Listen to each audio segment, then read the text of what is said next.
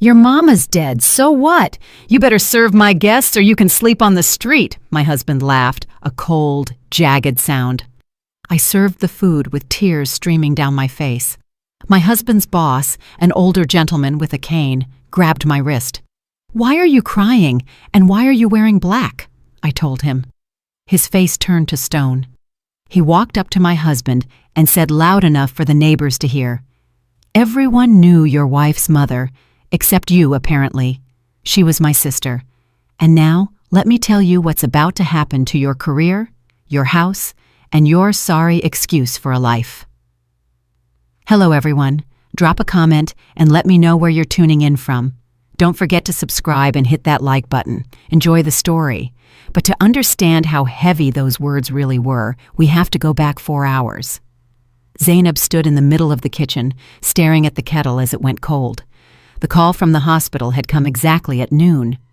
The doctor spoke in a dry, businesslike tone, but Zainab only remembered one word: expired. Her mother, Etta, was gone. For 4 hours, Zainab just sat on a stool, staring at a spot on the wall, until the front door slammed in the hallway. Kyrie was back. He flew into the kitchen, loosening his tie as he walked, and immediately twisted his face in disgust. The stove was empty. No smell of roast duck, no prep work done. "Are you deaf or something?" he barked instead of saying hello. "I called you this morning. Today is the day Thaddeus Vance, my new CEO, is coming over. Whether I become VP or rot in middle management depends on this dinner. Where is the duck? Where are the appetizers?" Zainab looked up at him with red, swollen eyes. She tried to speak firmly, but her voice cracked into a whisper. "Kyrie, Mama's gone. She passed away today at noon." Kyrie froze for a second. He looked at his wife, then at the empty table, and an expression of extreme annoyance crossed his face, as if his car had broken down at an inconvenient time. "Died?" he asked coldly. "Well, we all gotta go sometime. She was over 60, had a weak heart. It was expected." "Expected?" Zainab stood up. "Kyrie, that is my mother. I can't host guests today. Call them, cancel. Tell them we have a death in the family." Kyrie stepped right up to her. He was a head taller and knew how to use his height to intimidate.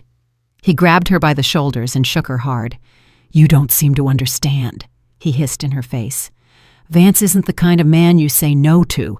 He's driving all the way across town to see how his potential VP lives. If you start playing the tragedy card and mess this up, I will throw you out right now onto the street." Zainab looked out the window. Beyond the glass, the February wind was howling, sweeping snow against the gray apartment complex. She had no money, no keys to her mother's apartment because she'd left them at the hospital. She had nowhere to go. "You wouldn't do that," she said quietly. "Try me," Kyrie sneered. "This is a corporate apartment leased to the firm. You are nobody here. You have 2 hours. Wash your face, put on some makeup, and make this table look like Thanksgiving, and wipe that miserable look off your face. Guests want a party, not a funeral." Zainab swallowed her tears as she chopped vegetables. Her hands were shaking, the knife slipping, but she kept cooking.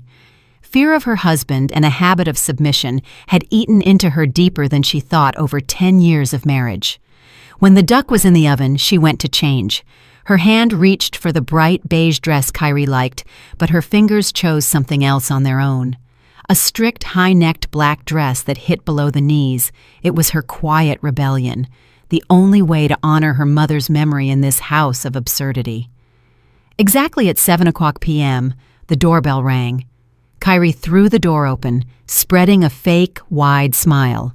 "Mr. Vance, what an honor. Please come in." A tall, solemn man of about 65 walked into the entryway. He leaned on a heavy cane with a silver handle. His gaze was sharp, heavy. He looked around the cramped hallway, the cheap wallpaper, and finally rested his eyes on Kyrie. "I hope the dinner is worth dragging myself all this way," he grumbled in a deep bass voice, taking off his coat. "Oh, my wife is a culinary miracle." Kyrie pushed Zainab forward. "Meet my Zainab."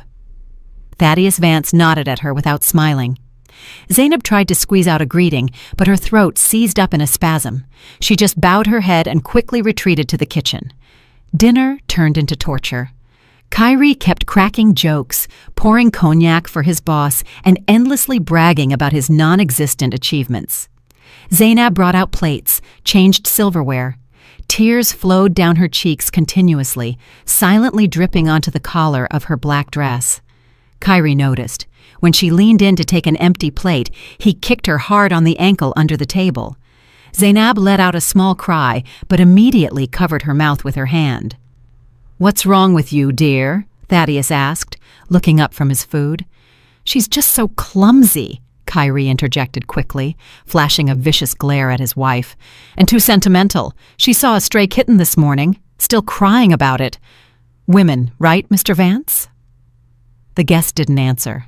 He was watching Zainab closely. In his eyes, there wasn't irritation, but a strange, intense curiosity. "More wine, Mr. Vance?" Zainab asked with a trembling voice, picking up the bottle. She approached the guest from the right side. Her hands were shaking so bad that the neck of the bottle clinked against the glass. She reached forward, and at that moment, the wide sleeve of her black dress slid down to her elbow. On her thin, pale wrist, an antique silver locket on a heavy chain gleamed. On the lid of the locket was an intricate engraving, 2 crossed keys, and a phoenix. Thaddeus Vance froze. His hand shot forward with unexpected speed for his age and grabbed Zainab's wrist. The wine bottle slipped from her fingers and smashed on the floor, flooding the linoleum with a red puddle. "What are you doing, you idiot?" Kyrie yelled, jumping up. "That's vintage wine." "Silence!" Thaddeus barked so loud that Kyrie plopped back down into his chair. The old man didn't let go of Zainab's hand. He pulled her closer to the light, peering at the locket. His fingers were trembling. "Where did you get this?" he asked hoarsely. "This crest? Where?" Zainab looked at him in fear. It's Mama's.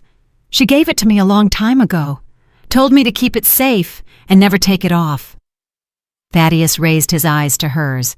Now he was looking at her face as if he were seeing a ghost. He studied the shape of her eyes, the line of her cheekbones. "What was your mother's name?" he asked quietly. Etta Griggs." "And her maiden name?" "I don't know. She never said.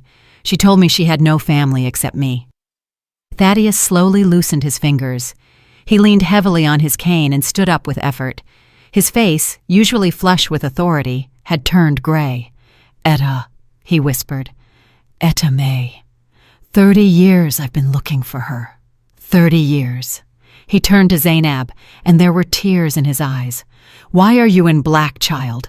Why have you been crying all evening? Answer me." Zainab sobbed, unable to hold it in anymore. "Mama died today, at noon." A deathly silence hung in the room. You could hear the refrigerator humming.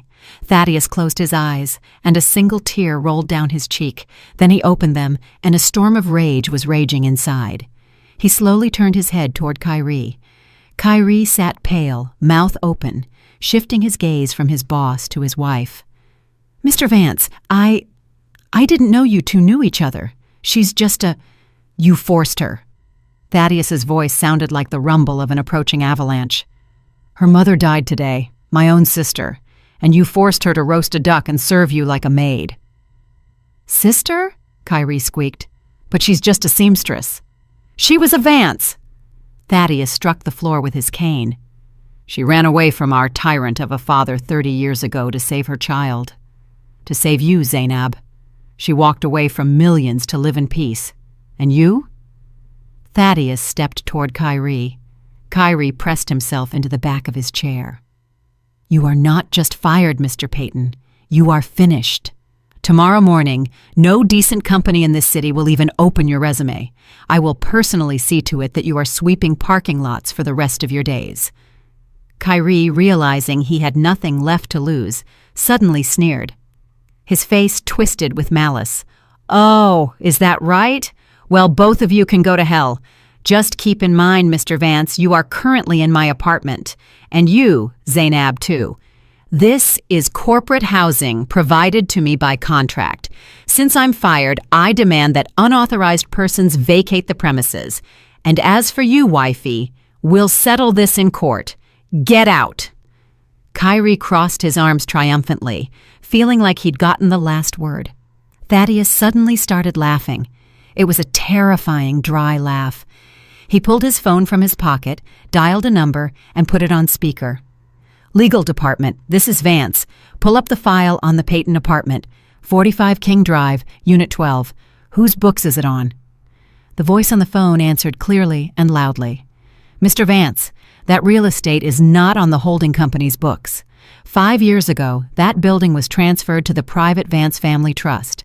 According to the trust bylaws, direct heirs of the family have ownership rights." Thaddeus hung up and looked at Kyrie, who had started sliding off his chair.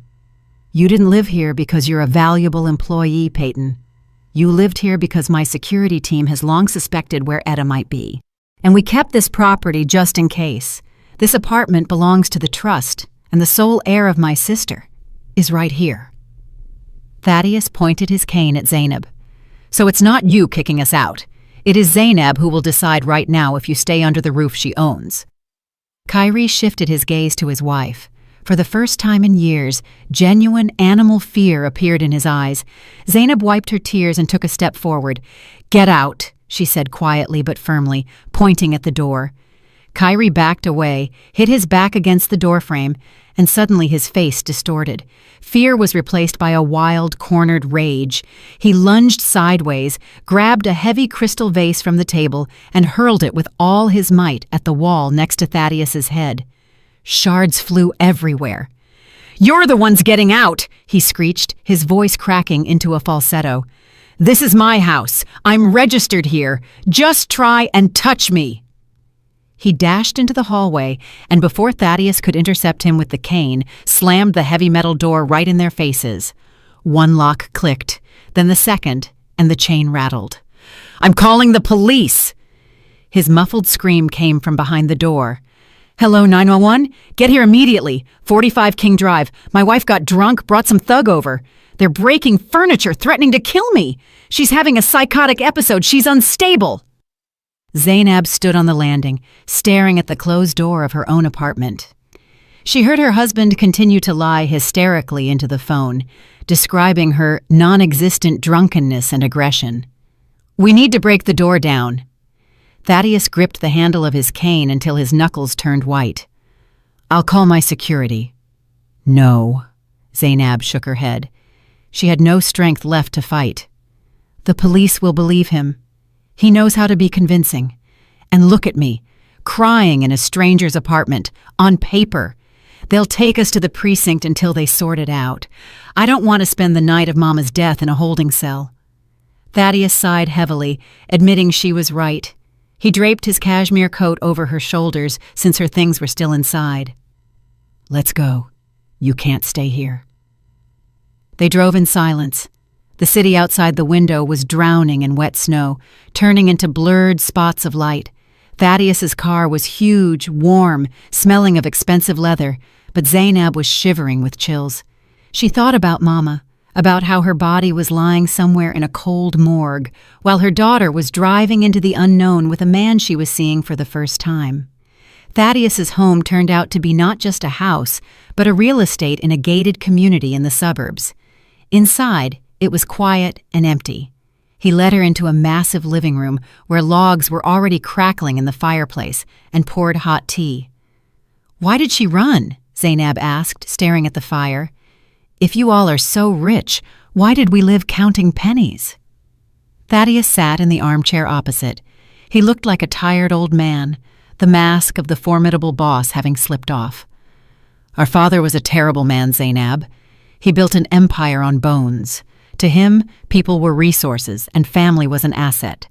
He wanted to marry Etta off to a partner's son, a cruel and depraved man, to seal a merger deal. Etta begged him not to do it, but Father said, 'You will do what benefits the family.'" Thaddeus rubbed his face with his palms. That night she vanished, took only a small bag and that locket. She changed her name, her documents, cut all ties. I looked for her, hired detectives, checked databases. But she was smart. She knew how to hide. She chose poverty over a golden cage. She was afraid father would find her and take you away, or that I would become just like him. And did you? Zainab asked quietly. I tried not to be, he answered hollowly, but business requires hardness. Now that I've found you, everything I have is yours. Money, connections, lawyers. We will crush your husband. We will get the apartment back. You will want for nothing. Zainab set the cup on the table. The clink of porcelain sounded too loud. I don't want your money, Mr. Vance, and I don't need revenge right now. I want only one thing, to bury Mama with dignity, and then I'll decide how to live. The next 2 days passed in a fog. Thaddeus took on all expenses. He organized the service at the best funeral home in the city. Zainab barely slept, dealing with documents, choosing the casket, the wreaths. Kyrie didn't show up. He barricaded himself in the apartment, didn't answer calls, and seemed to have vanished from the face of the earth. The day of the funeral was gray and windy. Not many people gathered at the cemetery, a few neighbors, a couple of Mama's former colleagues from the sewing factory. Zainab stood by the casket, looking at her mother's peaceful face. She seemed so small amidst the white satin. The pastor began to read a prayer. Zainab closed her eyes, listening to the monotone chant, when the cemetery silence was broken by the screech of brakes. A black SUV pulled up to the gates. Kyrie stepped out. He was clean-shaven, wearing an expensive suit he'd bought with money Zainab had saved for a vacation.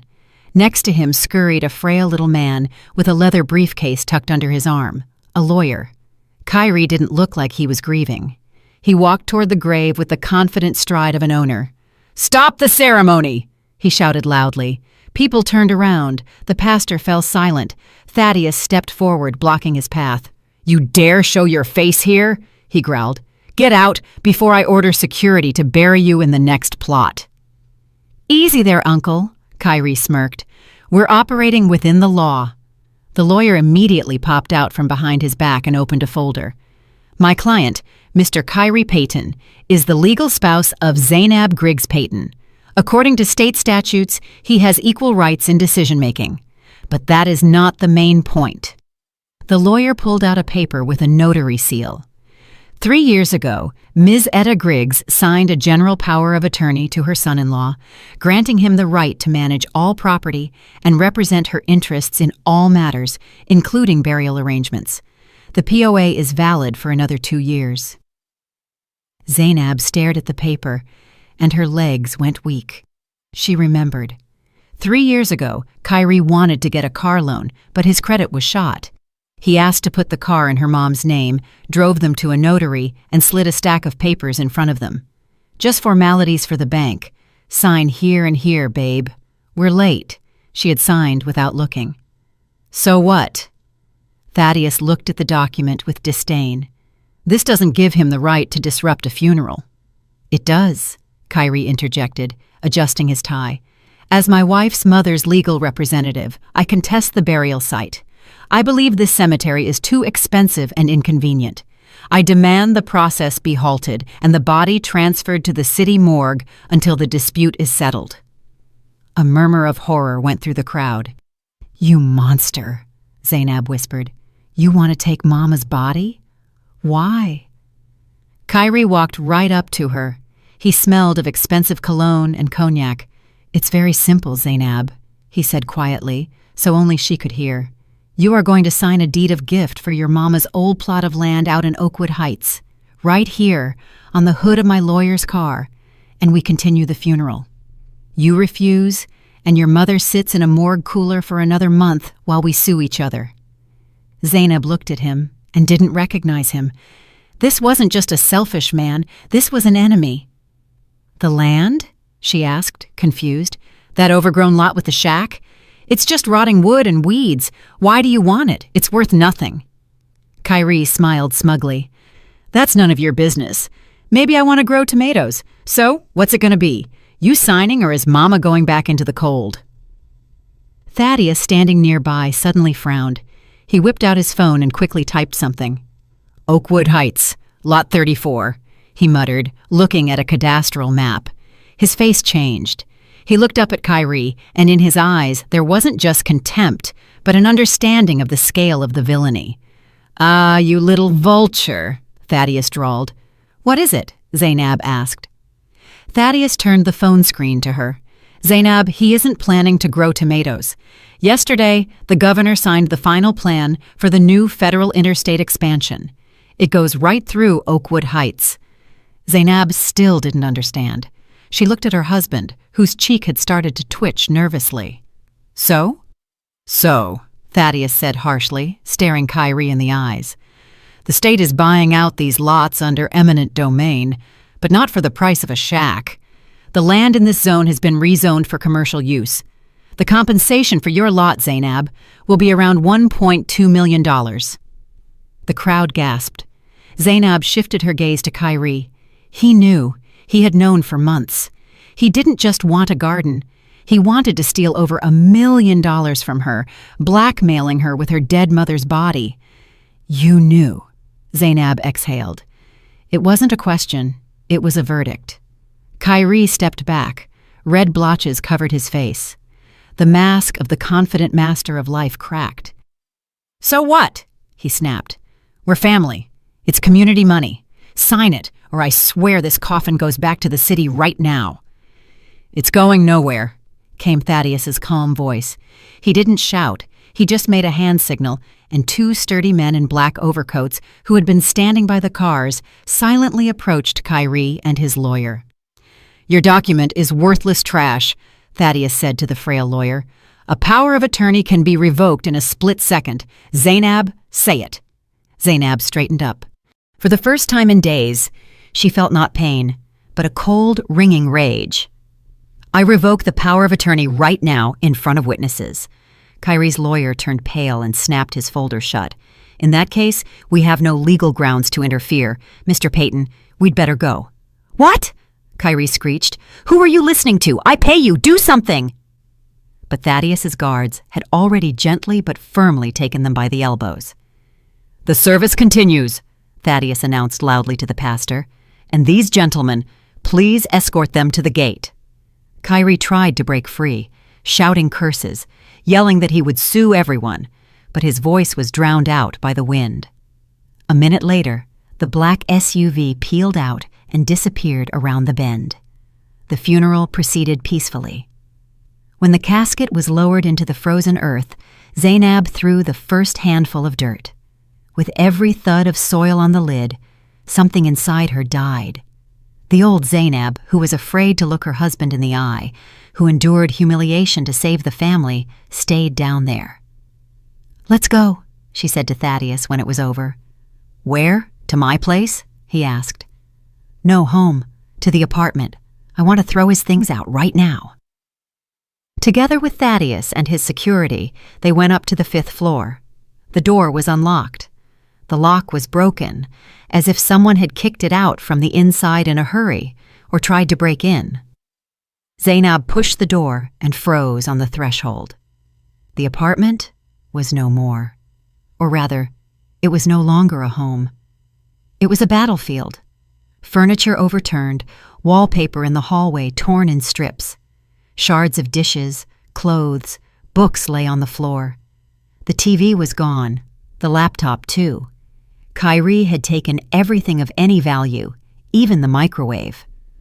"Lord," Zainab whispered, stepping over a pile of laundry dumped out of the closet. "He was looking for cash or documents," Thaddeus stated, surveying the destruction. "Or he just wanted to hurt you." Zainab walked into the kitchen. There, amidst the chaos, on the only surviving table, lay a thick folder. Written on it in black marker was, "To my beloved wife." Zainab's hands trembled as she opened it. Inside were not letters or photos. They were letters from banks and loan sharks. CashNet USA, Speedy Cash, check cashing places. Dozens of logos that made her eyes blur. "What is this?" she asked, shuffling through the papers. Thaddeus took a sheet, scanned it. His eyebrows shot up. These are notices of overdue debt, pre-legal notifications, collection demands. But we didn't have loans, Zainab muttered confusedly. Kyrie said we lived within our means. Look at the borrower's name, Zainab. She lowered her gaze. In the borrower line everywhere was the same name, Zainab Griggs Payton. How? She dropped the folder, papers scattered across the floor. I didn't take anything. I haven't been to a bank in 5 years since I changed my card. The power of attorney, Thaddeus said grimly. The same one you revoked today. He used it not only to blackmail you with the funeral. He's been taking out loans in your name for years. Thaddeus took out his phone and called his lawyer. Half an hour later, they were sitting in the wrecked living room while the lawyer, having access to the databases via tablet, dictated the terrifying numbers. Total debt amount, $150,000, not counting late fees and penalties. Loans were taken out over the last 3 years. First from major banks, then, when the credit score tanked, from predatory lenders at insane interest rates. Zainab sat with her head in her hands, $150,000. She, a seamstress making $30,000 a year, owed $150,000. Where? She whispered. Where did he put this money? We didn't buy anything. I wore the same old coat. We ate pasta. He said he was saving for a condo. At that moment, her phone, lying on the table, rang. An unknown number. Zainab pressed answer. Ms. Griggs Payton? A rough male voice. Debt Recovery Agency. Your husband, Kyrie Payton, listed your number as a contact. He's hiding, but the debt is on you. When do you plan to settle? We have information about your place of employment. We'll come by there tomorrow, and we'll visit the neighbors. Zainab hung up. The phone immediately rang again. Another number, then another. The attack had begun. Kyrie hadn't just run away. He had thrown her into a pit of vipers. I'll cover it all, Thaddeus said firmly. My lawyers will contact all creditors tomorrow. We'll pay off the debts. To me, this amount is negligible. Zainab looked up at him. There were tears in her eyes, but her gaze was hard. No. Zainab, don't be foolish. They will eat you alive. You don't have that kind of money. If you pay, I stay the same fool everyone decides for, she said, standing up. First a husband, now an uncle. I've been a victim my whole life, Mr. Vance. I signed without looking. I endured. I believed. Enough. She walked to the window. The wind flapped a torn curtain. I need to understand where the money went. I need to find him. This is my business. Thaddeus looked at her with respect. All right, then let's look at the statements. The lawyer had already accessed the account activity. The lawyer turned the tablet toward them. Rows of transactions scrolled on the screen. Look, cash withdrawals were rare, mostly transfers. Regular large sums, $2,000, $5,000, $10,000, all to the same account. Who? Zainab asked. Recipient, Lachey Williams. Zainab frowned. The name seemed vaguely familiar. Lachey. Lachey, that's his secretary, she remembered. He said she was just an assistant. A gray mouse, as he put it. The lawyer quickly typed the name into a search engine. Well, regarding Gray Mouse, I'd argue that, he chuckled. He opened a social media page. Looking back at them from the screen was a glamorous woman in furs, posing in front of the Eiffel Tower, expensive restaurants and beauty salons. Lachey's Luxe Bar, the lawyer read. Elite beauty salon downtown, opened 2 years ago. Owner, Lachey Williams. Thaddeus whistled. That's where your $150,000 went, Zainab. Your husband wasn't gambling. He was building a business for his mistress. With your money. Zainab stared at the photo. On one of the shots, taken at the salon opening, Lachey was cutting a red ribbon, and in the background, in the shadows with a glass of champagne, stood Kyrie. He was smiling like he never smiled at home, happily and proudly. She zoomed in on the photo. Lachey was wearing a necklace, the very same one Kyrie claimed he was saving for, showing Zainab pictures in magazines and promising to get it for their anniversary. Sorry, babe. Prices went up. Couldn't do it, he had said then.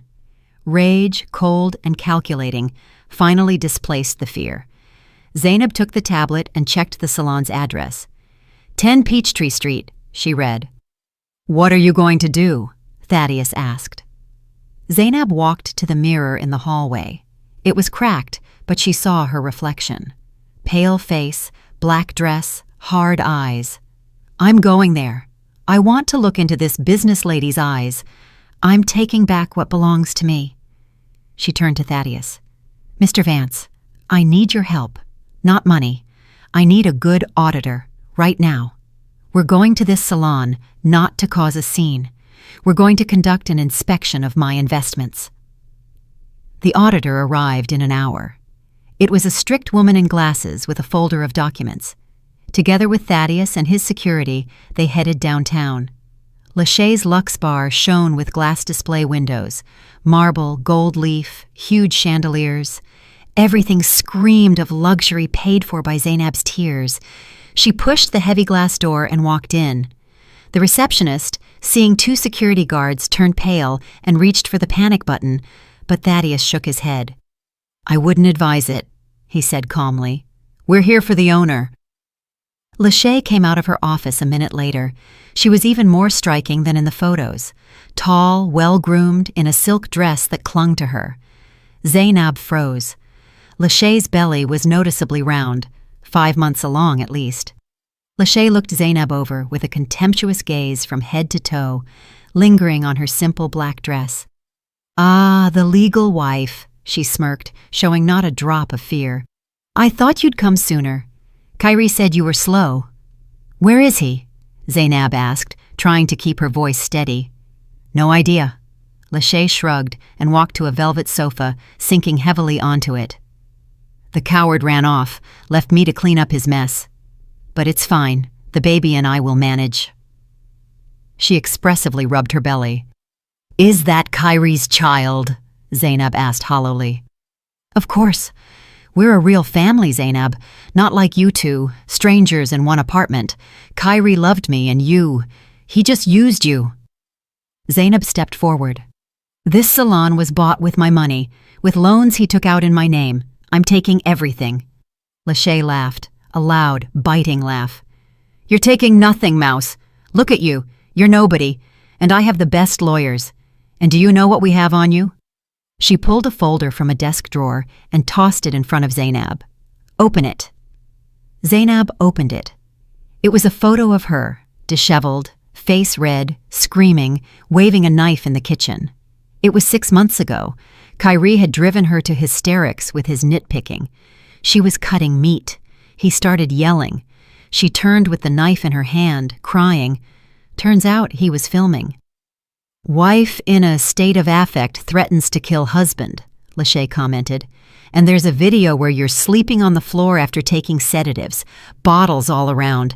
Kyrie set it all up. We'll prove you're mentally unstable, an alcoholic, and a danger to society. You'll be declared incompetent, and Kyrie will be appointed your guardian, which means all your rich uncle's inheritance. She nodded at Thaddeus. Haas will be under our control. Thaddeus stepped forward, his face darkened with anger. Do you realize who you are talking to, girl? He growled. A has-been tycoon who couldn't find his sister for 30 years, Lachey snorted. Your time is up, old man. It's the era of the young and bold. Get out of my salon, or I call the police, and show them these photos right now. Zainab felt her strength leaving her. They had planned everything, every humiliation, every tantrum. It was all part of the plan. She silently turned around and walked out to the street. Thaddeus caught up with her, trying to say something, to comfort her, promising to destroy Lachey in court. But Zainab didn't hear. She needed a place where she could breathe. Take me to Mama's, she asked, to her apartment. Thaddeus drove her. He wanted to go up with her, but she asked to be left alone. She needed to say goodbye. Etta's apartment met her with silence and the smell of medicine. Everything was just as it was when Mama was alive. The old sofa, the rug on the wall, the Singer's sewing machine by the window. Zainab ran her hand along the back of a chair. Mama sat here in the evenings, sewing orders to help her and Kyrie with money, even though she lived hand-to-mouth herself. Zainab began to pack things, clothes into bags to give to the church, books into boxes. She opened the closet and saw the old dressmaker's mannequin covered in worn fabric. Mama called her Miss Hattie. She modeled her best dresses on it. Zainab hugged the mannequin, pressing her cheek against the cold fabric, and wept. Tears flowed like a river, washing away the remnants of her self-control. Suddenly, her fingers felt something hard under the fabric of the mannequin near the neck. There was a seam, but it had come undone. Zainab pulled at the thread. Hidden inside the stuffing was a small bundle. She pulled it out. It was a thick notebook with an oilcloth cover. A diary. Zainab sat on the floor right amidst the boxes and opened the first page. Mama's handwriting was even, neat. January 15th. Kyrie came by today asking for money again. Said Zainab has problems at work, needs to pay a fine. I gave the last $200. Don't tell Zainab, he asked. She'll be upset. Zainab turned the page. February 20th. Kyrie brought groceries. Strange, he never did that. Then started talking about the land. Says, sell it, everything's rotting there anyway. I said, no, it's a memory of Zainab's father. We met there. March 10th. Kyrie was yelling. He was scary. Said I'm a stupid old woman sitting on a pot of gold. I didn't understand what he meant. My heart seized up. He didn't even hand me water, left slamming the door. Zainab read, and the chill of horror shackled her body. Kyrie came here regularly. He had been tormenting Mama for months. He pressured her while Zainab thought he was working late. She opened the last entry. The date was the day before Mama died. The handwriting was uneven, shaky. Letters jumped as if Mama wrote in a hurry or felt very ill. April 12th. He was here again. Brought me new heart pills. Said he bought imported ones, expensive, because he cares. I took one in front of him. I felt sick, dizzy, chest burned like fire. He watched and smiled so strangely, like a wolf. When he went to the bathroom, I looked at the bottle. The label was re-glued, crooked. I saw him pouring something in the kitchen while I looked for my glasses. Lord, he wants to kill me. I'm scared to call Zainab. He said if I make a peep, something will happen to her. If I die, daughter, know this wasn't my heart. Check the blue bottle in the medicine cabinet. He switched the pills. Zainab dropped the diary. A scream got stuck in her throat. This wasn't just theft, not just adultery, not just fraud. This was murder. Kyrie poisoned her mother. He systematically, cold-bloodedly killed a human being to get hold of land for a highway construction. Zainab jumped to her feet and rushed to the bathroom. The medicine cabinet hung over the sink. She threw the door open. Medicines stood in rows, heart drops, bandages. She feverishly went through the bottles. The blue bottle was gone, empty. On the shelf remained only a round dust ring where it had stood. Someone had been here after Mama died. Someone took the evidence. Zainab looked in the mirror. From the depths of the glass, not a victim looked back, not a tear-stained widow. Looking back was a daughter who had just learned she lived under the same roof as her mother's killer. And this killer was somewhere free right now, planning to declare her insane and take everything else. You won't get anything, she whispered to her reflection. I will put you away, even if I have to dig up the earth with my bare hands. She grabbed the diary, shoved it into her bag, and ran out of the apartment. She needed Thaddeus. Now this wasn't just a family drama, it was war. Zainab ran out of the building, clutching the bag with the diary until her knuckles turned white. Thaddeus was waiting in the car. Seeing her face, he immediately knew something terrible had happened. To the police! She threw out, slamming the door. Urgent! He killed her! The whole way, she read Thaddeus the entries from the diary. His face turned to stone with every line. At the police precinct, they were met coldly. The duty detective, a young guy with tired eyes, twirled the old notebook in his hands. Ma'am, these are just notes, he sighed. Elderly woman, bad heart, imagination. Where is the proof? Where is this blue bottle of yours? It's gone, Zainab almost screamed. He took it. He was there. Who? My husband. The detective smirked. Any witnesses? Cameras? No. The body is already buried. The autopsy showed heart failure, which for her age and diagnosis is normal. To open a murder case and exhume, we need solid evidence, not a diary. Maybe she mixed up the pills herself? Or you, forgive me, are making this up on nerves to get back at a cheating husband. Zainab walked out of the office feeling helplessness squeezing her throat. The law was blind, and Kyrie was acting. That same evening, Thaddeus turned on the TV in the living room of his mansion. A talk show, City Speaks, was on the local channel. In the studio, on a soft couch, sat Kyrie. He looked perfect. Modest black suit, tragic expression, slightly red eyes. "I just want my wife back," he said with a trembling voice, looking straight into the camera. "We lived 10 happy years, and then this rich relative appeared. He turned her head with money, took her away, hid her in his castle. Zainab isn't herself right now. She's under the influence. She didn't even let me into her mother's funeral, can you imagine? Didn't let me say goodbye to my beloved mother-in-law." The host nodded sympathetically. "And is it true you were kicked out of your own home?" "True." Kyrie wiped a non-existent tear. "I'm staying with friends right now, but I won't give up. I love Zainab. I will save her from that golden cage." And then a special guest was invited to the studio. Out walked Ms. Bernice, Kyrie's mother, a small, withered woman in a headscarf. She started sobbing from the first second. "My son is a saint," she wailed. "He worked 2 jobs for Zainab, and she's ungrateful.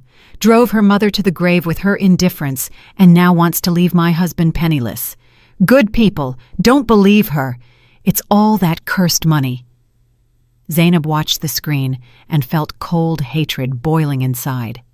Ms. Bernice, the mother-in-law, who for years nagged her about every speck of dust, who came to their home with her own key and rearranged pots.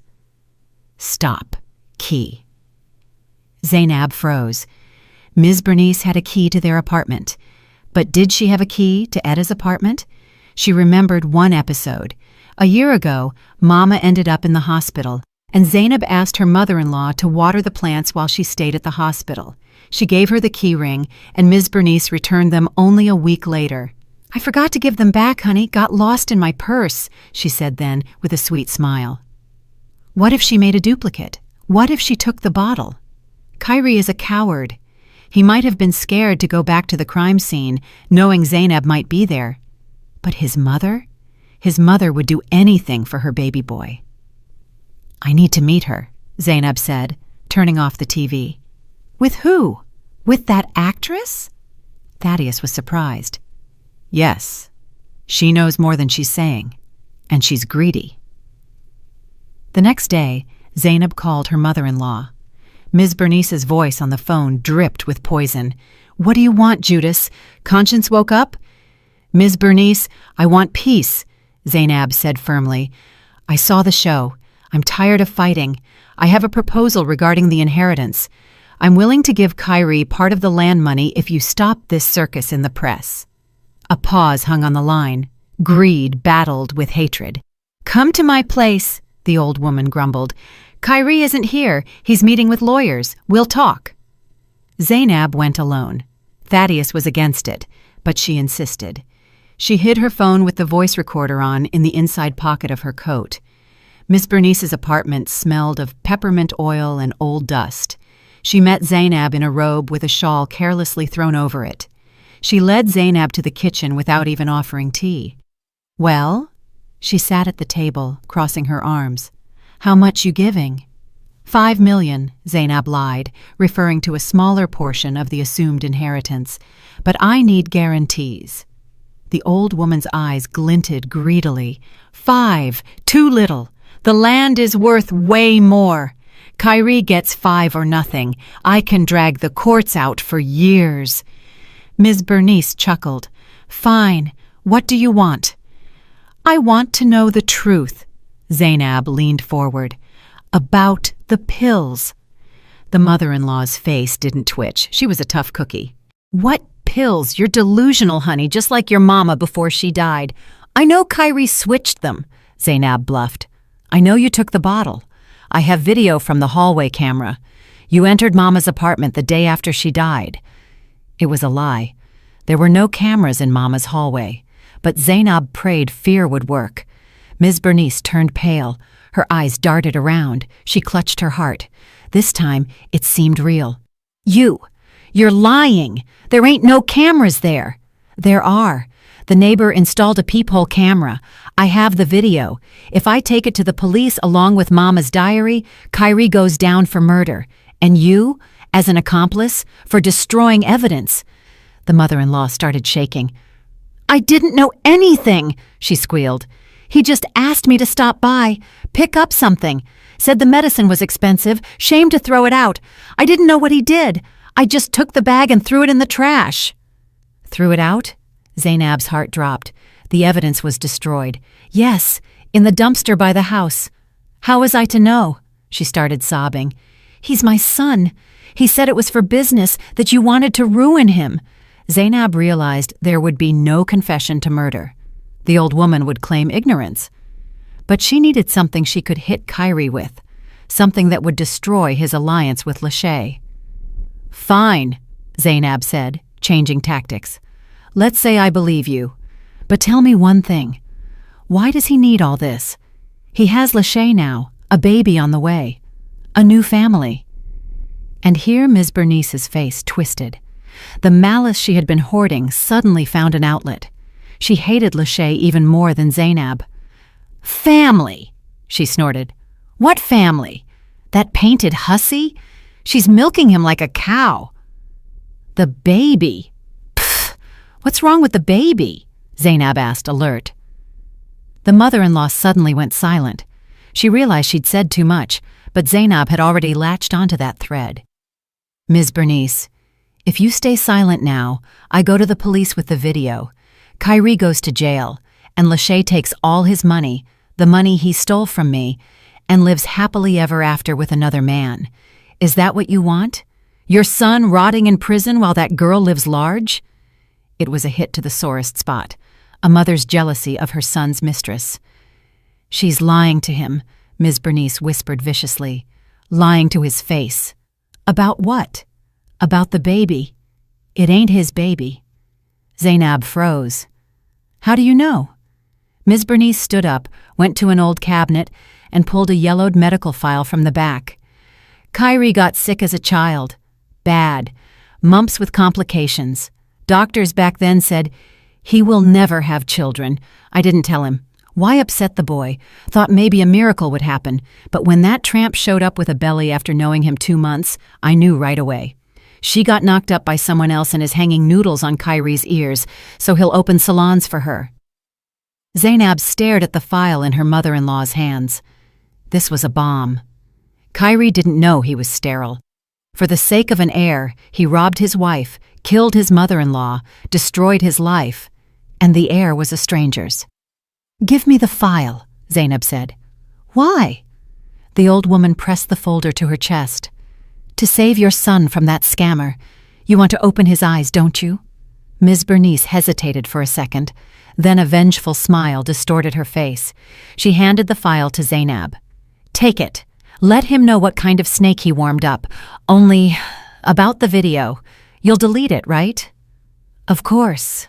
Zainab nodded, hiding the file in her bag next to the phone that had recorded every word. "As soon as we're done with Lachey." She left the mother-in-law's apartment. Her legs were shaking, but her soul felt a strange, angry triumph. There was no evidence for murder yet, but she held a weapon capable of blowing up their happy family from the inside. And when they start tearing each other apart, the truth will float to the surface. The next morning, Zainab called Kyrie. "I'm ready to negotiate," she said dryly. "Enough of the show. Meet me at noon in the conference room of the Plaza Hotel. Bring Lachey. This concerns her too." "Oh, giving up?" Kyrie's voice was smug. "Realized you're nothing without me? Fine, we'll be there. Get your uncle's checkbook ready." The plaza was neutral territory. Thaddeus rented a small meeting room.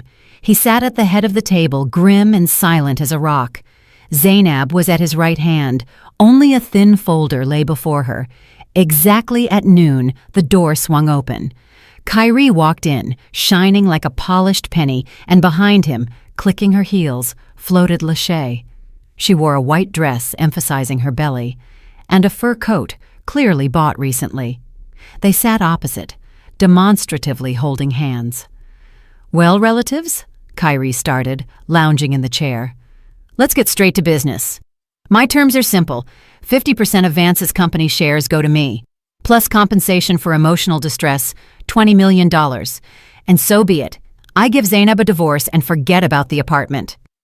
Thaddeus didn't even blink. He slowly shifted his gaze to Zainab. "Your turn," he said quietly. Zainab picked up the folder. Her hands weren't shaking. Fear was gone. Only cold contempt remained. "Kyrie, do you really think you are in a position to set terms?" she asked. "Me? Of course." He laughed. "I hold all the aces. Public opinion, videos of your tantrums, a pregnant wife. By the way, meet the future heir." He nodded at Lachey's belly. "That's my son, what you couldn't give me." Lachey rubbed her belly and smiled her predatory smile. "Yes, Zainab, we're having a boy, a real Peyton." Zainab silently opened the folder, took out a single sheet, a copy of the doctor's conclusion from Kyrie's childhood file, an old yellowed form with a blue stamp from the clinic. She slid the paper across the polished table. It glided over the varnish and stopped right in front of Kyrie. "What is this?" He frowned, reluctantly picking up the sheet. "Read," Zainab said. "Diagnosis: epidemic parotitis complicated by bilateral orchitis. Urologist's conclusion: complete azoospermia, irreversible infertility." Silence hung in the room. You could hear the air conditioner working. Kyrie read. His lips moved. He reread the lines over and over, as if they were written in a foreign language. This is nonsense," he whispered, raising completely white eyes to Zainab. "This is a fake. Mama never—" "Mama knew," Zainab interrupted. "She hid it from you for 30 years so as not to traumatize her beloved son. But yesterday, she gave me the file." Kyrie slowly turned his head toward Lachey. She sat frozen like a wax doll. The smile slid off her face, leaving a mask of horror. "You knew?" Kyrie asked. His voice was quiet, terrifying. "Kyrie, it's a mistake," Lachey babbled, scooting away from him. "Doctors make mistakes. Medicine is different now." "I'm sterile," he screamed, jumping up and slamming his fist on the table so hard the water pitcher jumped. "Since childhood, I can't have kids. Whose bastard is that?" He grabbed Lachey by the shoulder. She shrieked, "Whose? Talk!" "Let go! You're hurting me!" she screamed, trying to break free. "Fine. Not yours. Not yours. Happy? You're a broke loser anyway. Where would you get money for a baby?" Kyrie recoiled as if slapped. I did everything for you. I took out loans. I opened a salon for you. I even—" He cut himself off. Lachey, realizing there was nothing left to lose, went on the offensive. Her face twisted into a grimace of hatred. "What did you do? Hung loans on your wife, hero, but you're a zero yourself. I thought you'd get an inheritance. Thought you were smart. But you're just a pathetic, henpecked man who can't even kill properly." It became so quiet in the room that the air seemed to ring. Thaddeus leaned forward. "What did you say?" he asked in an icy tone. Kyrie paled even more. "Shut up!" he hissed at Lachey. "Shut up! Right now!" But Lachey couldn't be stopped. Hysteria mixed with disappointment and fear of being left with nothing broke the dam. "Why should I shut up?" she screeched, poking a finger at Kyrie. "You promised me mountains of gold. Wait till the old hag dies. We'll sell the land. We'll live it up. And now what? I'm pregnant? No money. The salon gets seized for your debts. And for what did I put up with your slobbering?" "Where is the blue bottle?" Zainab asked loudly, standing up. Kyrie jerked toward Lachey, trying to cover her mouth with his hand, but Thaddeus was already there. He intercepted Kyrie's arm and forcefully twisted it behind his back. Kyrie howled and slammed face first into the table. "Talk!" Thaddeus barked at Lachey. "Where's the proof? Or will you go down as an accomplice in a group murder? You'll have to give birth in prison." Lachey started shaking. All her arrogance vanished. She was just a scared, greedy girl who played too hard. I didn't kill anyone. It was him. He thought of everything." "Where are the pills?" Zainab pressed. "Ms. Bernice said she threw them away." "Is that true?" "No," Lachey shouted. "She's lying. They're all lying. Kyrie didn't throw them away. He's paranoid. He kept them to blackmail the pharmacist." "What pharmacist?" Thaddeus asked. Kyrie wheezed under his hand. "Shut up, you fool! I'll kill the pharmacist who sold him that poison without a prescription." Lachey was selling everyone out to save her own skin. He hid the bottle in the garage inside an old winter tire. He said, "If that old geezer tries to turn me in, I'll show the bottle with his prints." "Who sold him the medicine?" Zainab walked right up to Lachey. "Name?" Lachey sobbed. "Uncle Elroy. Elroy Jenkins." Zainab froze. Uncle Elroy. Ms. Bernice's own brother, Kyrie's uncle. "He works as a pharmacist at the pharmacy on King Drive," Lachey continued, smearing mascara down her cheeks. "Kyrie went to him, said his mother-in-law needed strong pills but had no script. Uncle Elroy gave them. He knew it was the wrong medicine. He knew if mixed with her regular pills, her heart would stop." Zainab felt the floor drop out from under her feet. This wasn't just a tyrant husband. It was a family enterprise. Mother, son, and uncle, a whole clan that conspired to kill her mother for a piece of land. "Kyrie promised Uncle Elroy money," Lachey babbled. $5,000 for the vitamins." Thaddeus jerked Kyrie up from the chair. "Your uncle, you say?" He growled in his face. "Family business." Kyrie was silent. His eyes darted like a cornered rat. "Call the chief of police," Thaddeus told Zainab, "and tell them to send a squad to the North Side Garage Co-op. We're going for winter tires." Lachey collapsed onto the chair and covered her face with her hands. "And me?" she whined. "Nothing happens to me, right? I told everything." Zainab looked at her, at that expensive manicure, at the belly where a stranger's child grew, having become a bargaining chip in this dirty game. "Pray the baby is born healthy," she said. "He's already unlucky with a mother." They walked out of the hall, dragging Kyrie. He didn't resist. He was broken not by the arrest nor the exposure, but by the fact that his heir, for whom he committed murder, turned out to be a phantom. His male ego was destroyed, and that hurt more than handcuffs.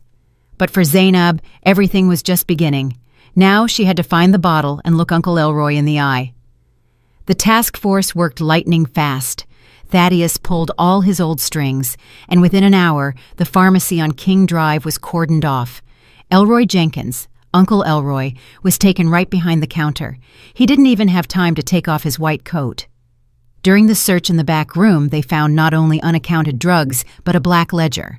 There, among entries about selling codeine syrup to junkies, was one line: KP, special order, $5,000. Deposit, date matched, initials too. But while the police were filling out protocols and driving to the garage for that very bottle, Kyrie disappeared. In the chaos, when he was being let out of the hotel under a promise not to leave town, the investigator didn't have an arrest warrant in hand yet, only Lachey's testimony which needed verifying. He managed to bolt. He asked to use the bathroom, climbed out through a narrow window into the back alley, and dissolved into the city.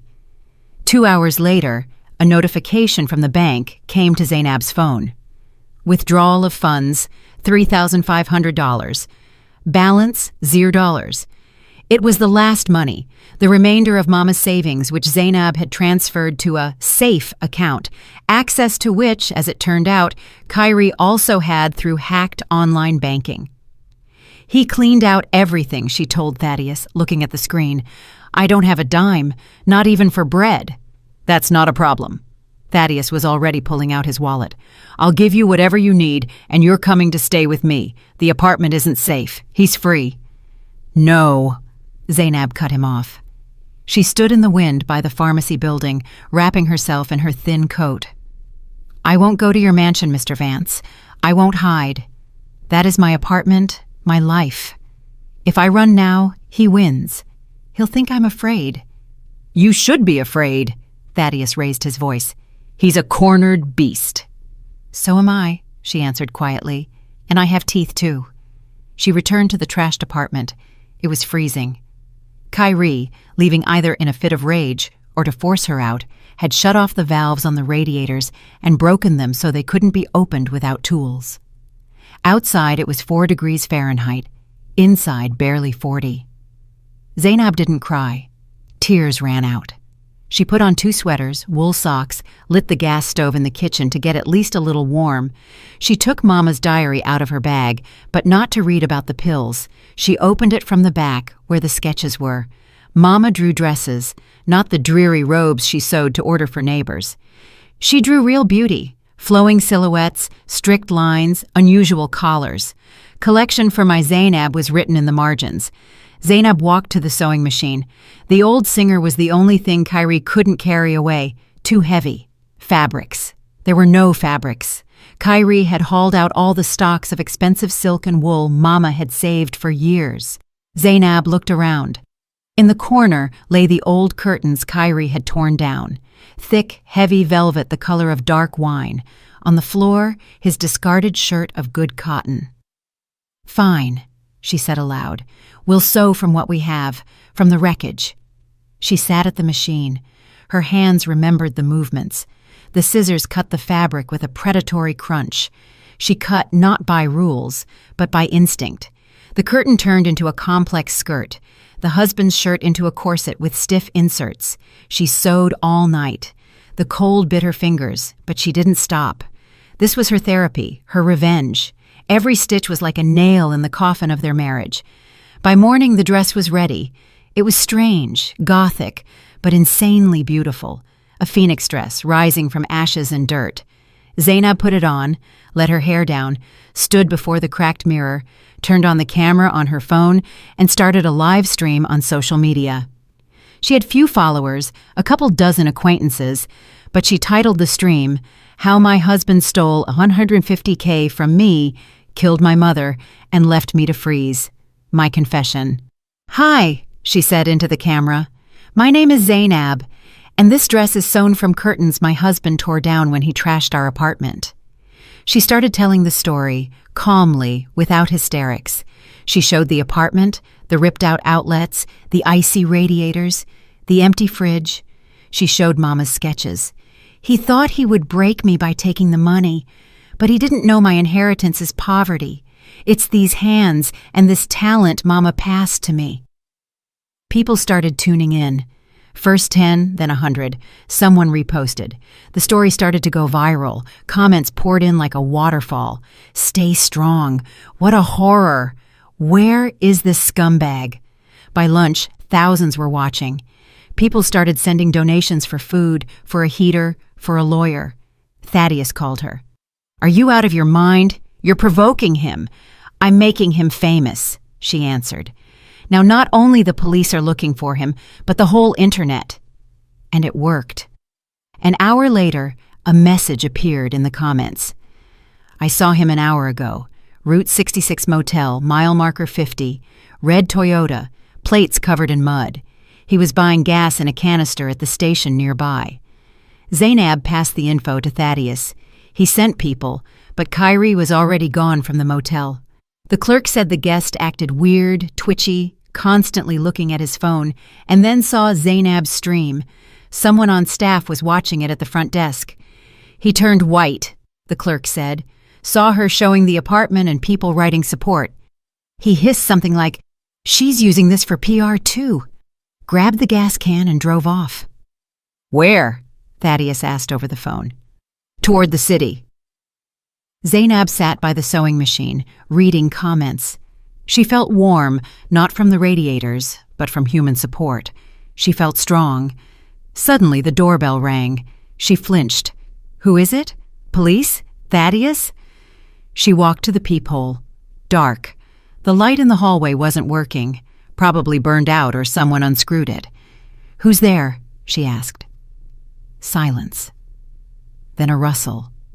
A strange glugging sound, as if someone was pouring water on the floor.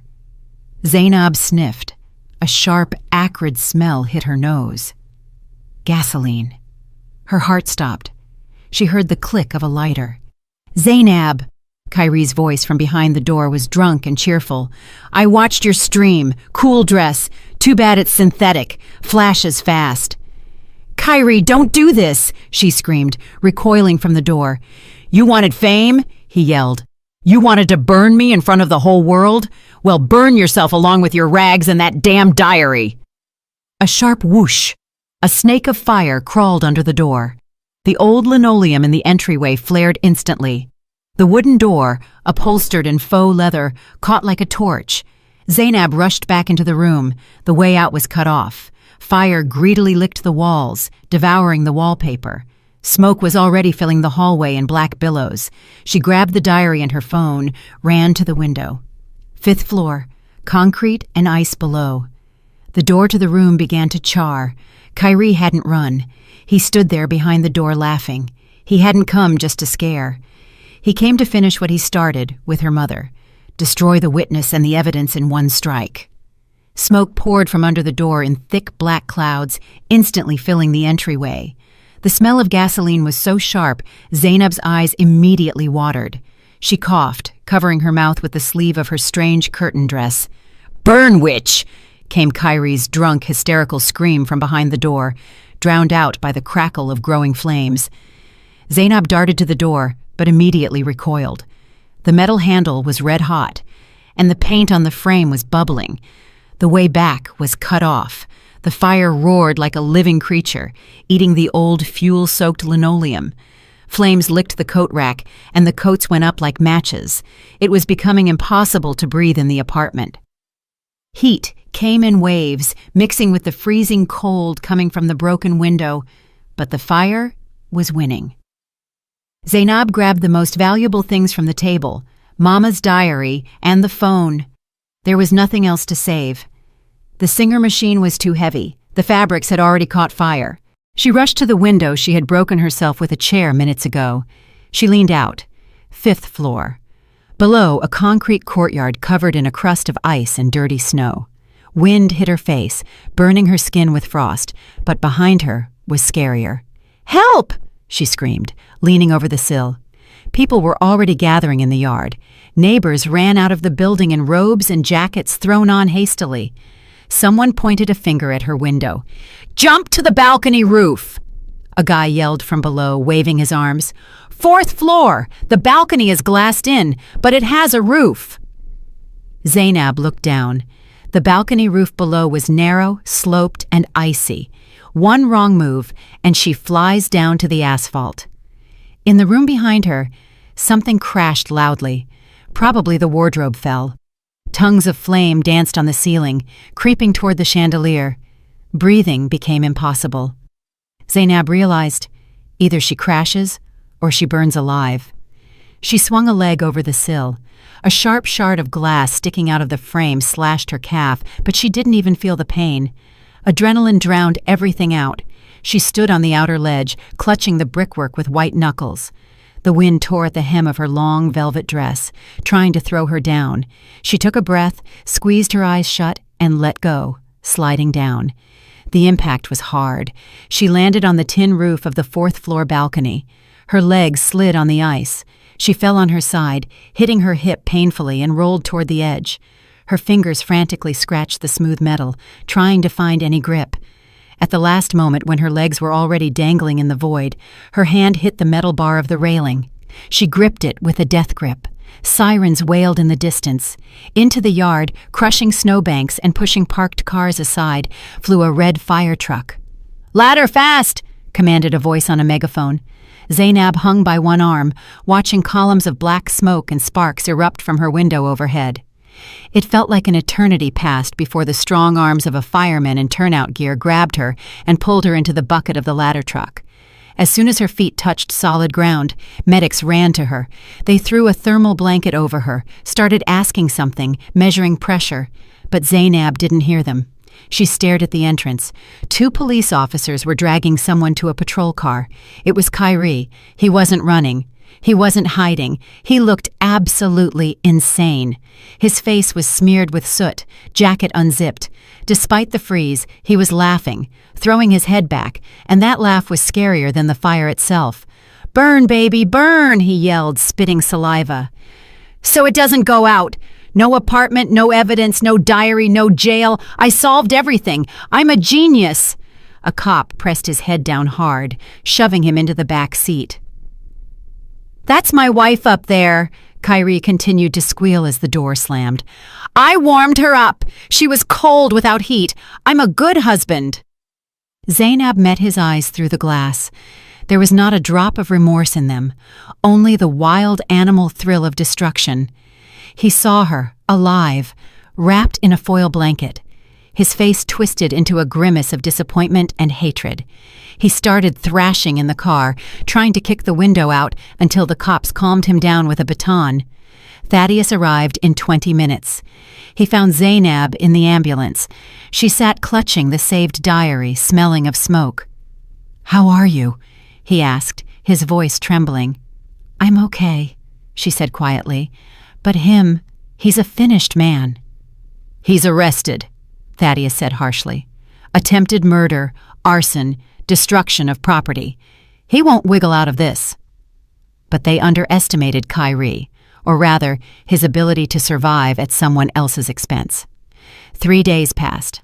Zainab lived in a small apartment downtown that Thaddeus temporarily rented for her. She refused to go to his mansion, wanting to keep some independence, but agreed to security at the door. The news Thaddeus brought was discouraging.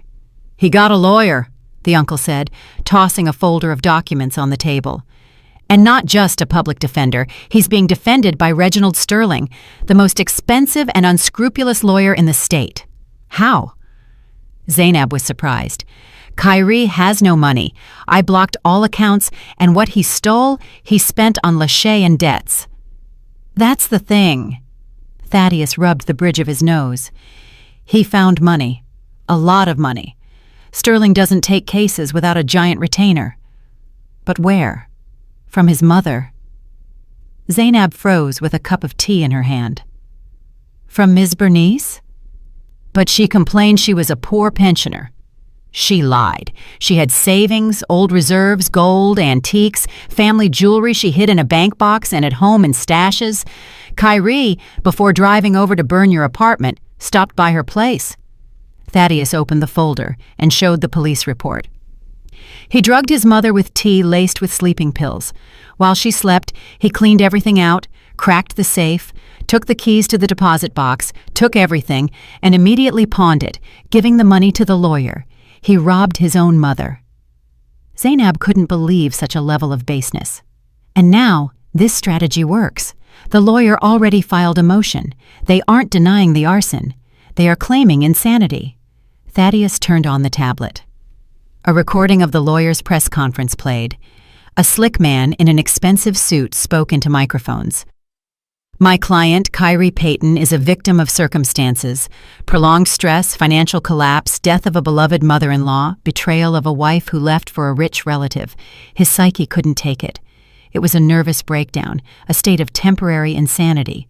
He didn't understand what he was doing. He isn't a criminal. He is a sick man who needs help, not prison. We will demand involuntary commitment to a clinic." Zainab clenched her fists. "Clinic! In 6 months, he'll walk out with a certificate that he's healthy and roam free." "Exactly," Thaddeus nodded. "And the scariest part is they have a chance. Expertise can be bought, and Sterling knows how to deal with judges. We need ironclad proof that he planned the crime in advance, that he is cold-blooded and calculating. Mama's diary isn't enough. The lawyer will say it's the ramblings of a sick woman. Lachey's testimony isn't enough either. She's an interested party, a scorned mistress." The doorbell rang. Thaddeus's guard peeked into the room.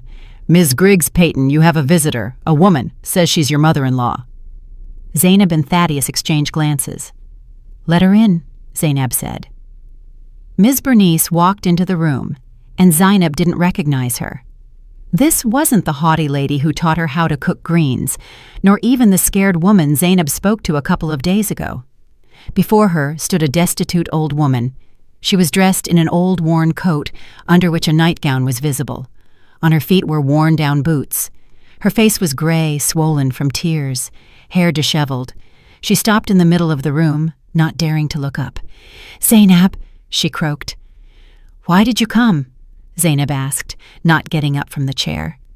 Ms. Bernice suddenly collapsed to her knees, right on the floor, banging her knees against the parquet. "Save me," she wailed.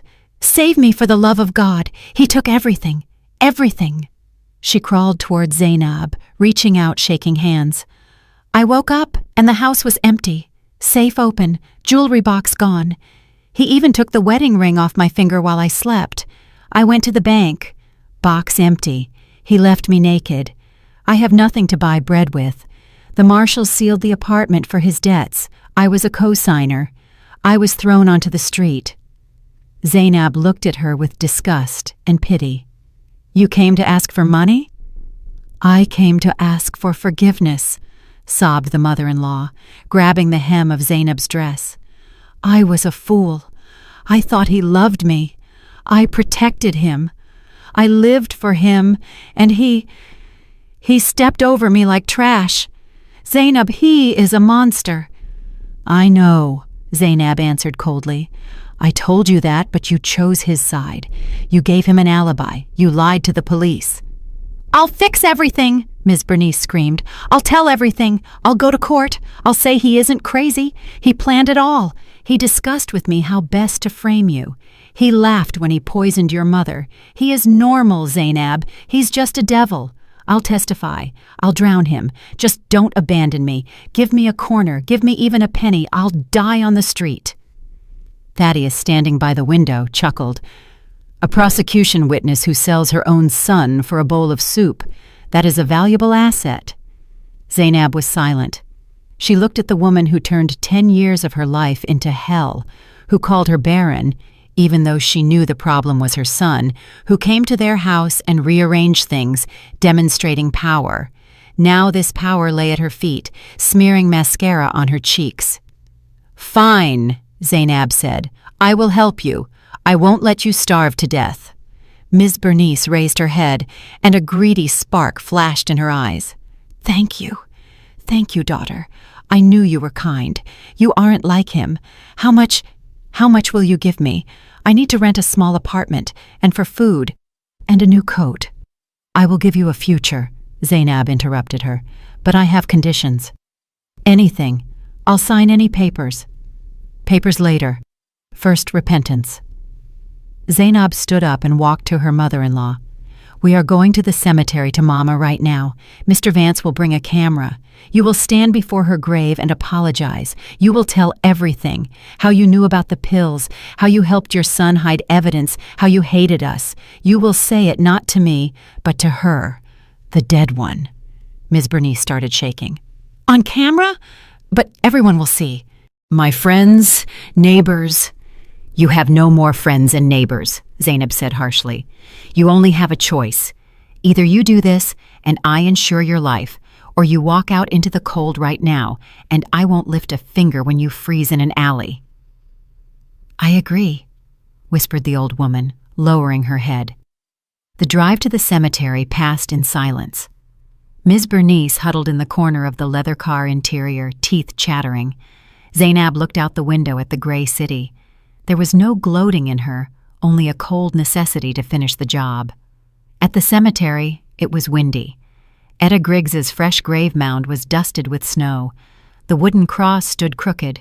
The earth had settled. Thaddeus turned on the camera on his phone. "Get on your knees," Zainab ordered. Ms. Bernice plopped into the snow. She didn't care. She was cold and scared. "Speak to Etta Griggs." "Etta," whined the old woman, looking at the photo on the cross. "Forgive me, wretch that I am. I am guilty before you. I knew Kyrie wanted to drive you from this world. He told me, 'Ma, gotta remove the old lady. Land is expensive.' And I stayed silent. I thought money is more needed for us." Zainab stood over her like a judge. Louder. About the pills. I knew about the pills, shouted Ms. Bernice, choking on tears. He came to me, bragged, said, Uncle Elroy gave me poison. Tomorrow it all ends. I didn't stop him. I was even glad. Lord, forgive me. I raised a monster. He is sane. He understood everything. He is a calculating snake. Put him away. Put him away for life. She banged her forehead on the frozen ground, dumping all the dirt she had hoarded for years. It was a perfect recording, a confession of an accomplice that destroyed any defense line about affect. With these words, Kyrie would go to a maximum security prison for 25 years, not a sanitarium. When she finished, Thaddeus turned off the recording. Enough, he said. Ms. Bernice rose with difficulty, brushing off her wet knees. She looked at Zainab with an ingratiating, pitiful smile. Well there, I did everything, Zainab, honey. Unburdened my soul. Now let's go to the warmth. You talked about money. I need about $5,000 to start, for first and last. Zainab silently opened her purse. The mother-in-law's eyes lit up with greedy fire. She already imagined buying food, renting a hotel room, maybe even buying her earrings back from the pawn shop. Zainab pulled out a white envelope. Ms. Bernice snatched it with trembling hands. It was thin, too thin for a stack of cash. A check? She asked hopefully. You wrote a check. She tore the envelope open. Inside lay a bus ticket. Ms. Bernice froze. She brought the paper to her eyes, squinting. Bus terminal, Tupelo, Mississippi. She read slowly. Departure today at 6:00 p.m. exactly. She looked up at Zainab. What is this? This is your future, Ms. Bernice, Zainab answered calmly. Like I promised, I won't let you die on the street. In Tupelo, that's a long ride from here, stands my great-grandmother's old house. It's been empty for 5 years, but the walls are sturdy. There's a stove, wood in the shed, a well in the yard. The country? Whispered the mother-in-law, pale. Middle of nowhere? Without amenities? A roof over your head? And the money? She shrieked. You promised to provide for me. I provided you housing. Zainab's voice was hard as steel. I didn't promise you money, not a cent. You didn't earn it. You drank my blood for years. You helped kill my mother. You betrayed me. You betrayed even your son when he stopped being profitable to you. I won't go. Ms. Bernice threw the ticket into the snow. I won't survive there. I am a city woman. Give me money. You are obligated. You're rich now. Pick up the ticket, Zainab said. It's your only chance. The bus leaves in 2 hours. You witch! Yelled the old woman, rushing at her with fists. You tricked me. Thaddeus intercepted her arm, not letting her touch Zainab. Quiet, citizen, he said. You have a choice. Either you take the ticket and go atone for your sins in the sticks, or I hand this recording to the district attorney right now, and you go down as an accomplice in premeditated murder. That's 8 to 20 years. In prison, believe me, conditions are worse than in a village with a stove. Ms. Bernice went limp. She realized the trap had snapped shut. She had talked herself into a sentence, and now her freedom depended only on the mercy of this woman she so despised. She slowly, sobbing, sank into the snow and picked up the ticket. Damn you, she hissed, looking up at Zainab. Bus station is that way. Zainab pointed to the cemetery gates. Walk, it's good for your health. She turned and walked to the car. The wind blew the hem of her coat. She felt no pity, only huge relief. The last thread connecting her to the past was cut. To court, she told Thaddeus, getting in the car. Now we have everything to destroy Kyrie. The car pulled away, leaving the lonely figure of the old woman in the middle of the cemetery alley. Snow began to fall harder, covering the tracks. 6 months passed. The courthouse was surrounded by journalists. This case became the loudest trial of the year in the city, the case of the Black Widower, as the papers dubbed it. Zainab stepped out of Thaddeus Vance's car. Camera flashes blinded her, but she didn't even blink. She wore a deep burgundy pantsuit sewn from her own sketch. Perfect cut, rigid shoulder lines, high collar. She no longer looked like a victim. She looked like a queen walking to a coronation. The courtroom was packed. When Kyrie was brought in, a whisper went through the rows. He had deteriorated badly over these months in county jail. Gaunt, lost weight, black circles under his eyes.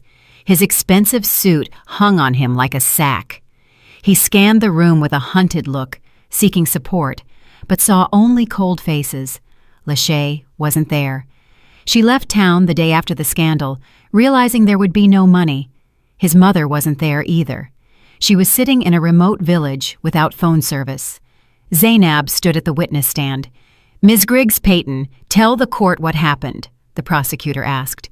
She spoke for an hour and a half. Her voice was even, calm, without hysterics or tears. Every word drove a nail into Kyrie's defense. She presented Mama's diary, red lines written with a trembling hand about switched pills. She laid out bank statements showing transfers to Lachey's accounts and loans taken under a fraudulent power of attorney. She showed the video of the fire, where Kyrie laughs in front of the burning door, and finally, the main ace was played, the video from the cemetery, Ms. Bernice's confession. Dead silence hung in the room when the words of the defendant's mother sounded from the screen. "He is sane. He is a calculating snake. He planned the murder." Kyrie in the cage covered his face with his hands. His lawyer, Reginald Sterling, sat with a stone face, realizing the fee hadn't been earned. The version about temporary insanity crumbled to dust. "Defendant, do you have anything to say?" the judge asked.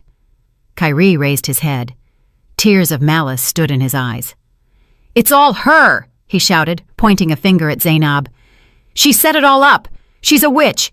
She turned my mother against me. She stole my life." The judge banged the gavel. "Sentence will be pronounced now." 25 years. Maximum security, with full confiscation of property to pay debts and restitution to victims. When the bailiffs led Kyrie out, he tried to spit in Zainab's direction, but missed. His spit landed on a guard's boot, for which he immediately got a jab in the ribs. Zainab watched this without emotion. She felt no joy, only fatigue and the understanding that the page was turned. After the trial, Thaddeus invited her to a restaurant. "Zainab, I'm proud of you," he said, raising a glass. "You went through hell and came out a winner. I have a proposal for you. I want you to become the creative director at my holding company. We have a textile division, but it's dying. I need a person with your taste and character. Name your salary." Zainab smiled. 6 months ago, she would have fainted at such an offer. But now... "Thank you, Uncle Thaddeus, but I decline." "Why?" He was surprised. "I don't want to work for anyone, even you. I want to build my own." "And what will you do?" "I will restore the apartment, the one Kyrie burned, and open my atelier there. I'll call it Etta, in honor of Mama." Thaddeus looked at her with respect. "Good. The money from the land sale for the highway is already in your account. That's your startup capital. Go for it." Another month passed. Renovations in the burned apartment went around the clock. Zainab chose the paint herself, drew the layout herself. The smell of burning vanished, replaced by the smell of fresh wood and varnish. But one unfinished business remained. On the day of the atelier opening, Zainab got in her car and drove not downtown, but out of the city, to State Correctional Facility Number 5. The visitation room smelled of bleach and tobacco. Kyrie was brought in 10 minutes later. He was shaved bald, in a gray jumpsuit with a tag on his chest. He sat opposite through the glass and picked up the phone receiver. "Came to gloat?" he asked hoarsely. "To watch me rot here? Like it?"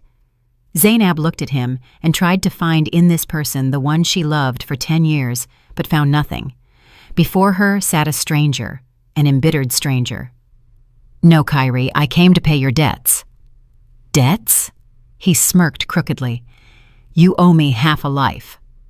Zainab pulled a folder from her bag and pressed it to the glass. "First, divorce decree. We were divorced automatically without your consent by court order. You are now a free man. Legally." Kyrie spit on the floor. "Second." Zainab pulled out another sheet. It was a bill. A regular restaurant bill, handwritten on letterhead with the logo Etta. What is this? Kyrie squinted. Remember that dinner 6 months ago when you forced me to cook duck and serve your boss on the day my mother died?